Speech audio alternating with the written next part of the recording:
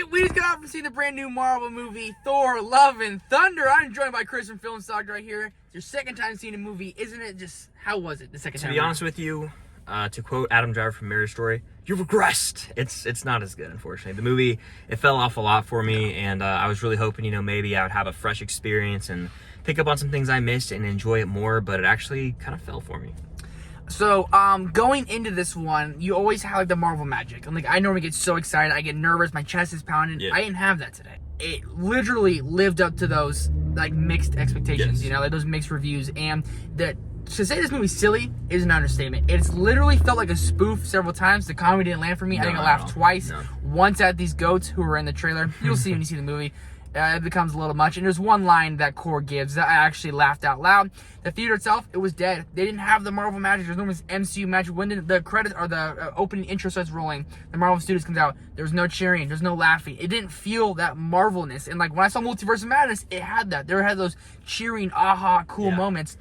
This one just fell flat, and the final battle to me was the most lackluster battle we've ever had in the MCU. Yeah, looking back, I'm looking at these action scenes, and they're just very lackluster is a great word to describe it. Yeah. But also the plot of this movie, I said this in my review, it's very bare bones. It seems like we're going from location to location throughout the movie without any real genuine stakes, and we're at a point in the MCU, in my opinion, where the stakes can't get as high as they should be, so it just kind of feels bland, and it's we're just watching them go through the motions at this point. Yep. There's not as compelling of a story as you would like to see in an MCU movie, especially for a fourth Thor movie. I thought his arc was going to be a lot more compelling than it was, and it was severely lacking. And you go back to Ragnarok when you see the play they do. Yeah. You know what I'm talking about? Yeah. And they even bring it back for a little bit, and this movie's a little fun gag. So when you have this whole little play, and literally that's the parody of Thor, that's what the movie felt like to me. And I feel like I'm completely hating on it because I am. This is one of my least favorite MCU movies and my least favorite MCU experience of all time. Yeah, this movie, it sucks to say this because it was probably my most anticipated of the three MCU movies this year. I was hyped for Multiverse, of course, but this one, Thor, Love and Thunder, Bale is the villain, it's really underwhelming, unfortunately. And I think for me, the Taika Waititi shtick, that's what I kind of say, it's faded for me. His humor has gotten so repetitive and almost unoriginal that it just feels like a joke of itself. At once, in Ragnarok, it felt fresh. It was actually pretty humorous. Some of the jokes were well written. And this, Ragnarok is miles better. I'm not kidding. Crickets in the audience. We got lots of negative things to say. Yeah. It felt like a waste of time. When the end credits rolled, I was like, really?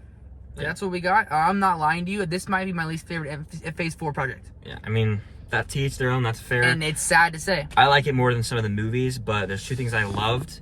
I loved one of the post-credit scenes, and I love the soundtrack, man. The soundtrack is great, and the best action scene, unfortunately, is within the first act. And the soundtrack's great. The CGI everything just fell off. I didn't have the Marvel magic, and it really bummed me out. Missing the magic, I think that's a really good term. Right Stay for both post-credit scenes. The second post-credit scene I enjoyed much more, and that to me was my best. That was the favorite part of my movie to me. Yeah, it was really sweet. Honestly, that's the only part of the movie that gave me chills. Mm-hmm. We were not big fans of Thor: Love and Thunder, but what did you guys think of Thor: Love and Thunder, baby?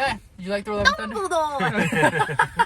Yeah, so not big fans of Thor: Love and Thunder. I don't like giving movies really scores, but I'm honestly gonna give this one 1.5, 2 out of 5. Just anywhere from a 2 to 2.5, depending on my mood. We are. That's her take on Thor: Love and Thunder.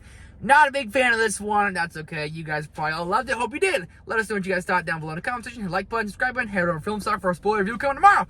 We'll see you next time.